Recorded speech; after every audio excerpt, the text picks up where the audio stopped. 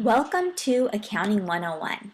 Today's topic is recording transactions using debits and credits. My name is Samarine Mandra, and I am a certified public accountant. Accounting is about organizing, recording, presenting, and analyzing financial information.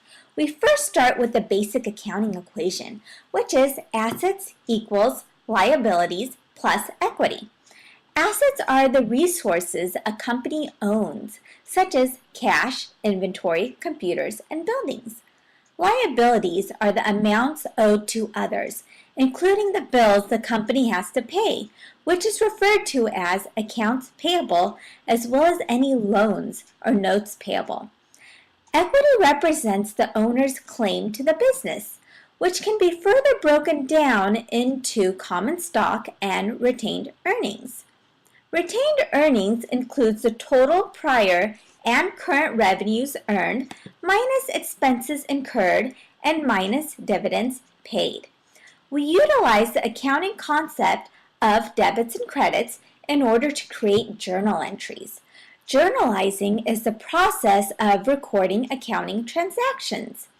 When we increase one side of the accounting equation, we would also increase the other side. When we increase assets, we will debit an asset account. When we increase liabilities, we will credit a liability account. When we increase equity, we will credit an equity account. For example, on April 1st, Company A obtains $10,000 cash by obtaining a loan.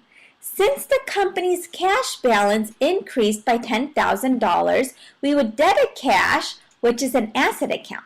In order to obtain that loan, the company increased its liabilities by $10,000. Therefore, we would credit notes payable. Please note that when we depict this transaction in the accounting equation, it balances out. The journal entry starts by recording April 1st, the date of the transaction on the left side. We will debit the cash account, and this is written first in the account description column. The $10,000 amount is included in the debit column. Then we will credit the notes payable account. The $10,000 liability amount is included in the credit column. A short description is provided underneath. The journal entry format includes the debit account name and amount written on the left side of each column, and the credit account name and amount written on the right side of each column. How do we know whether to debit or credit an account? This question brings us back to the accounting equation. When we increase our assets, this means that we are also increasing our liabilities or equity. Therefore, when we increase an asset, this is a debit. A liability account or an equity account would have a credit.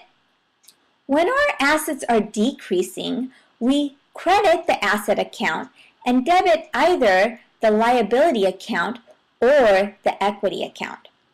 As previously discussed, equity consists of common stock and retained earnings. Therefore, we have to think about the impact of the transaction to the equity account as a whole. An increase in common stock or revenues increases equity, therefore is a credit. An increase in expenses or dividends decreases equity, therefore is a debit. The opposite relationships hold true for decreases in equity. Here is another example. On April 5th, Company A buys $4,000 of inventory on account, and on April 10th, the company pays the suppliers the $4,000 owed. We start the journal entry by recording the April 5th transaction date. We debit the inventory account because there is a $4,000 increase in assets, and credit the accounts payable liability account because we owe money to the supplier.